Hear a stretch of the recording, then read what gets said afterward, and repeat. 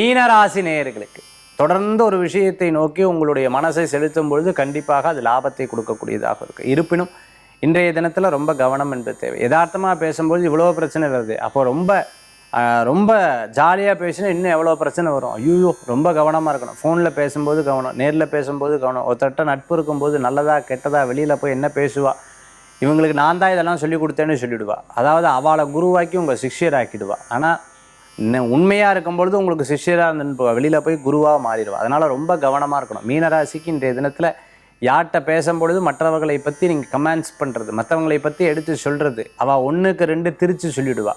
அதாவது 1க்கு 2 மாற்றி 10 20 பேசிடுவா. அதில் ரொம்ப ரொம்ப ரொம்ப ரொம்ப கேர்ஃபுல்லாக இருக்கணும். யதார்த்தமாக இருக்காதீங்க. 1க்கு 2 முறை கவனமாக இருக்கும். டிரான்ஸ்போர்ட் சம்மந்தமான பிஸ்னஸ் பண்ணுறவா இரவு நேர பிரயாணத்தை தவிர்த்துக்கிறது நல்லது. மற்றவா பேக்கை ஹேண்டில் பண்ணுறது, மற்றவா பணத்தை ஹேண்டில் பண்ணுறது, மற்றவாளுடைய சில விஷயங்கள்லாம் நான் பொறுப்பேற்றுக்கிறேன்னு இருக்கும்போது 1க்கு 100 முறை அக்கௌண்ட்ஸ் ஆடிட்டிங் எல்லா விஷயத்துலையும் கேர்ஃபுல்லாக கரெக்டாக வச்சுட்டுருக்கோம். இன்னொருத்தருடைய சென்சிட்டிவான மைண்டுக்கு நீங்கள் ஆளாயிராதீங்க, அவளுடைய ப்ரெஷருக்கு நீங்கள் ஆளாயிராதீங்க. இன்றைக்கி ஒவ்வொரு விஷயத்துலையும் கவனம் தேவை. கொஞ்சம் நிதானமாக செயல்பட்டால் நல்ல பலன்கள் கூடி வரும். இன்றைய தினத்தில் மீனராசி என்பர்கள் வழிபடக்கூடிய தெய்வம் சமயபுரம் மாரியம்மன் வழிபாடு வெற்றி வழிபாடு.